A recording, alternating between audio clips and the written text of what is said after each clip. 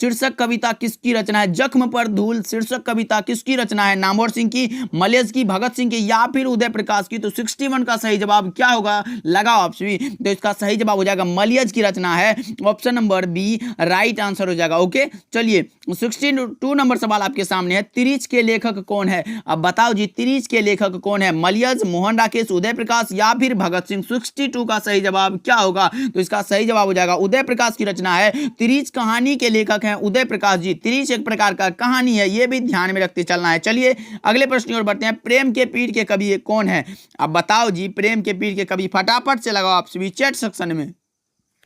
तो इसका सही जवाब हो जाएगा प्रेम के पीर के कवि हैं कौन? मलिक मोहम्मद जैसी जी। ऑप्शन नंबर डी लगा लो जी, ऑप्शन नंबर डी सही जवाब हो जाएगा। चलिए नेक्स्ट सवाल की ओर बढ़ते हैं। 64 नंबर सवाल आपके सामने है। कृष्ण भक्ति शाखा के कवि कौन है? भाई कृष्ण के भक्त थे Surdas ji. Option number A right answer हो जाएगा। और राम भक्ति पूछता तो हम लोग तुलसीदास लगाते, लेकिन नहीं, यहाँ कृष्ण भक्ति पूछा गया है। ऑप्शन नंबर ए लगाना है आप सभी को और आगे निकल लेना है। देखिए 65 नंबर सवाल आपके सामने। गीतावली किसकी रचना है? गीतावली किसकी रचना है? सूरदास की, तुलसीदास की, नाभादास की या फिर मलिक मोहम्मद जैसी की? 65 का सही जवाब लगाओगे आप सभी। तो इसका सही जवाब हो जाएगा गीतावली के रचनाकार है Tulsidas. Option number B is the correct answer of this question. चलिए 66 नंबर सवाल की ओर बढ़ते हैं। भक्तमाल के रचयिता कौन है? भक्तमाल के रचयिता का नाम है नाभादास। क्या? नाभादास। तो ऑप्शन नंबर डी करेक्ट जवाब हो जाएगा। अच्छे से ध्यान में रखिएगा। चलिए 67 नंबर सवाल की ओर बढ़ते हैं। शिवराज भूषण किसकी कृति है? शिवराज भूषण भूषण जी की रचना है जी। ऑप्शन नंबर सी लगा लो।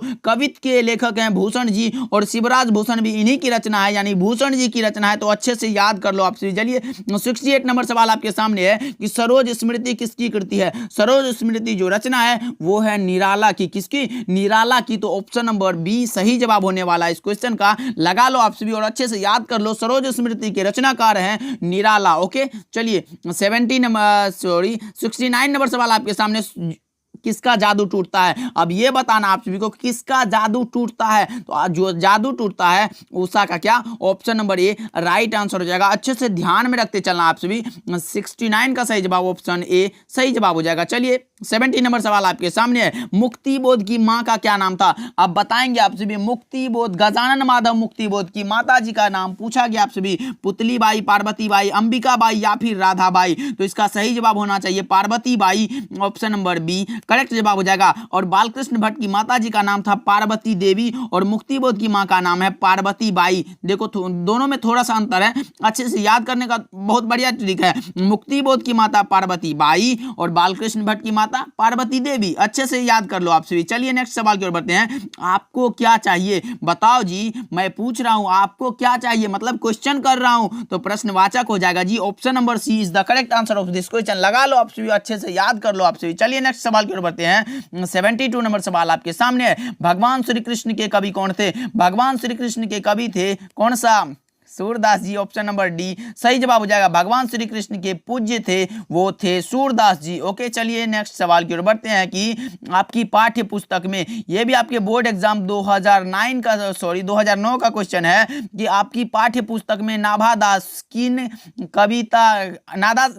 की कविता किन कवियों के बारे में? अब बताओ आप सभी कि आपकी पाठ्य पुस्तक में नाभादास की कविता किन दो कवियों के बारे में लिखा गया है? तो कबीरदास और Surdas. Option number B right answer हो जाएगा। अच्छे से याद कर लो आप सभी। ओके चलिए 74 नंबर सवाल आपके सामने है। जूठन क्या है? जूठन क्या है बताएंगे आप सभी। जूठन एक प्रकार का आत्मकथा है, मैंने बताया। Option number D right answer हो जाएगा। चलिए नेक्स्ट सवाल की ओर बढ़ते हैं कि किस पाठ में आया है? किस पाठ में आया है कि फौजी वहां लड़ने के लिए है, वे भाग नहीं सकते, जो फौज छोड़कर भागता है उसे गोली मार दी जाती है। तो लगाओ आप सभी, यह रचना है, यह लिया गया है सिपाही की मां चैप्टर से। तो ऑप्शन नंबर सी करेक्ट जवाब हो जाएगा। ओके चलिए नेक्स्ट सवाल की ओर बढ़ते हैं। 76 नंबर सवाल आपके सामने। 30 कहानी के कहानीकार का नाम है उदय प्रकाश। क्या? Uday Prakash. Option number A correct जवाब हो जाएगा। लगा लो आप सभी, अच्छे से याद कर लेना। ओके चलिए 77 नंबर सवाल आपके सामने है। शिक्षा शीर्षक निबंध के निबंधकार का नाम बताएंगे आप सभी। शिक्षा शीर्षक निबंध के निबंधकार का नाम है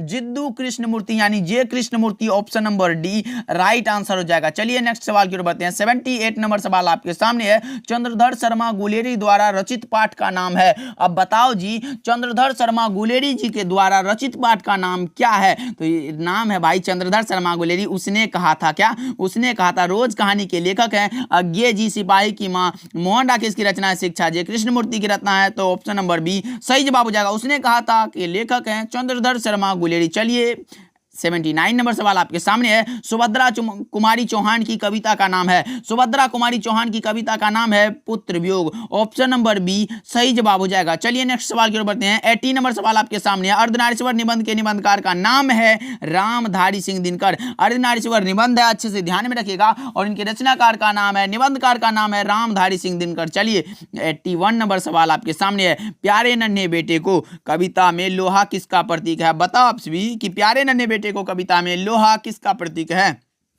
तो लोहा प्रतीक है कर्म का। तो ऑप्शन नंबर सी करेक्ट जवाब हो जाएगा। और आप लोगों ने अभी तक क्लास को लाइक नहीं किया तो भाई कर दीजिएगा, क्योंकि पीडीएफ बनाने में थोड़ा टाइम लगता है, बट कोई ना, मैं आपके लिए कुछ भी कर सकता हूं। देखिए गांव का घर कविता के रचयिता कौन है भाई? गांव का घर ज्ञानेंद्रपति। गांव का घर ज्ञानेंद्रपति की रचना है। Option number C is the correct answer of this question. चलिए 83 नंबर सवाल की ओर बढ़ते हैं। चंद्रधर शर्मा गुलेरी की कहानी है। चंद्रधर शर्मा गुलेरी की कहानी का नाम है उसने कहा था। ऑप्शन नंबर सी करेक्ट जवाब हो जाएगा। आपके बोर्ड एग्जाम में कई सारे ऐसे प्रश्न हैं जो आपके बोर्ड परीक्षा में कई बार रिपीट हुए हैं, वही सारे क्वेश्चन आज मैं आपको दिखाने के लिए लाया था। देखिए रोज शीर्षक कहानी के लेखक कौन है? तो अज्ञे जी। क्या? अज्ञे जी। ऑप्शन नंबर बी सही जवाब हो जाएगा। अच्छे से याद कर लो आप सभी। देखिए अर्धनारीश्वर पाठ के लेखक कौन है? ये भी आपके बोर्ड एग्जाम में पूछा गया है, रामधारी सिंह दिनकर। याद कर लीजिए। ओके चलिए 86 नंबर सवाल आपके सामने। अधिनायक के लेखक कौन है? अधिनायक के रचनाकार है गजानन माधव मुक्तिबोध। अधिनायक रघुवीर साय, गजानन माधव मुक्तिबोध, भूषण या फिर तुलसीदास। ये भी लगाओ आप सभी। 86 का सही जवाब क्या होगा? फटाफट से लगाओ आप सभी। तो इसका सही जवाब हो जाएगा अधिनायक रघुवीर साय की रचना है। क्या? रघुवीर साय की रचना। ऑप्शन नंबर ए सही जवाब हो जाएगा। चलिए 87 नंबर सवाल आपके सामने है। लहना सिंह किस कहानी का पात्र है? ये तो भाई कई बार पूछे जा चुके हैं आपके बोर्ड एग्जाम में। देखिए लहना सिंह जो पात्र है उसने कहा था कहानी का पात्र है। ऑप्शन नंबर बी सही जवाब हो जाएगा। चलिए नेक्स्ट सवाल की ओर बढ़ते हैं। बातचीत साहित्य कौन सी रचना है? बातचीत साहित्य की कौन सी विधा है? तो यह है निबंध। बातचीत एक प्रकार का निबंध है और बालकृष्ण भट्ट की रचना है, जिनका जन्म हुआ था 23 जून 1844 को और 20 जुलाई 1914 को इनका निधन हो गया था। अच्छे से याद कर लो आप सभी। चलिए नेक्स्ट सवाल की ओर बढ़ते हैं। प्रकाशित में कौन सा प्रत्यय है? प्रकाश जोड़ इत हो जाएगा। Option number A right answer हो जाएगा। चलिए नेक्स्ट सवाल की ओर बढ़ते हैं। 90 नंबर सवाल आपके सामने। नामवर सिंह द्वारा लिखित प्रगीत और समाज क्या है भाई? बताओ आप सभी। प्रगीत और समाज यह एक प्रकार का निबंध है, मैंने पहले ही बता चुका है यह निबंध है। तो ऑप्शन नंबर बी सही जवाब हो जाएगा। ओके चलिए 91 नंबर सवाल आपके सामने है कि प्रेमचंद जी किस काल के कवि थे? प्रेमचंद किस काल के कवि थे? ये लगाना आप सभी को। प्रेमचंद किस काल के कवि? आदिकाल, भक्ति काल, रीति काल या फिर आधुनिक काल? तो ऑप्शन नंबर डी लगा लो जी, आधुनिक काल के कवि हैं। Option number D is the correct answer of this question. चलिए छप्पे शीर्षक कविता के लेखक कौन है? छप्पे नाभादास जी की रचना है भाई। ऑप्शन नंबर डी सही जवाब हो जाएगा। अच्छे से ध्यान में रखिएगा आप सभी कि छप्पे शीर्षक कविता के लेखक है नाभादास जी। ओके चलिए नेक्स्ट सवाल की ओर बढ़ते हैं। 93 नंबर सवाल आपके सामने है कि सूरसागर के कवि हैं सूरसागर सूरदास की रचना है। मैंने पिछले क्लास में भी बताया था कि सूरसागर सूरदास की रचना है। चलिए नेक्स्ट सवाल की ओर बढ़ते हैं कि नर का विपरीतार्थक शब्द, उल्टा शब्द पूछा गया है। नर का उल्टा क्या होगा? तो नारी। ऑप्शन नंबर डी सही जवाब हो जाएगा। ओके चलिए 95 नंबर सवाल आपके सामने है। स्तुति का विलोम क्या होगा? स्तुति का विलोम हो जाएगा निंदा। क्या? निंदा। तो option number A right answer हो जाएगा। अच्छे से याद कर लो आप सभी कि स्तुति का विलोम निंदा हो जाएगा। चलिए 96 नंबर सवाल की ओर बढ़ते हैं। पीताम्बर में कौन सा समास है? पीताम्बर में कौन सा समास है? पीताम्बर में समास होगा वो होगा कर्मधारय। क्या? कर्मधारय हो जाएगा। तो ऑप्शन नंबर सी सही जवाब हो जाएगा। 96 का सी सही जवाब है। ओके चलिए 97 नंबर सवाल आपके सामने है। अज्ञान में कौन सा उपसर्ग है? अज्ञान। अ हो जाएगा। ऑप्शन नंबर सी सही जवाब हो जाएगा। ये भी ध्यान में रखिएगा, अज्ञान में उपसर्ग है अ। ओके चलिए 98 नंबर सवाल आपके सामने। दूसरा सप्तक का प्रकाशन वर्ष है। कब हुआ था दूसरा सप्तक का प्रकाशन? बताएंगे आप सभी। 1951 में। कब? 1951 में। तो option number B right answer हो जाएगा। ओके चलिए 99 नंबर सवाल आपके सामने है, तुलसीदास के बचपन का क्या नाम था? राम बोला।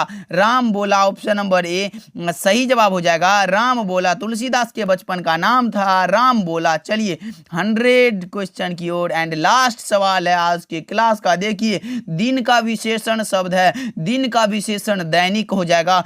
ऑप्शन नंबर बी सही जवाब हो जाएगा। ओके, तो चलिए आज का क्लास हुआ खत्म, और बताना आप कमेंट करके कि आज का क्लास कैसा लगा। और हाँ, अभी तक क्लास को लाइक नहीं किया तो भाई कर दीजिएगा, और अपने दोस्तों के भी पास शेयर कर दीजिएगा, जिससे उसका भी फायदा हो जाए। 100 ऑब्जेक्टिव है भाई, उसको भी शेयर कर दीजिएगा। तो चलिए क्लास हुआ खत्म, मिलते हैं अगले क्लास में। क्लास कैसा लगा कमेंट करके जरूर बताइएगा। मिलते हैं इंपॉर्टेंट क्लास के साथ।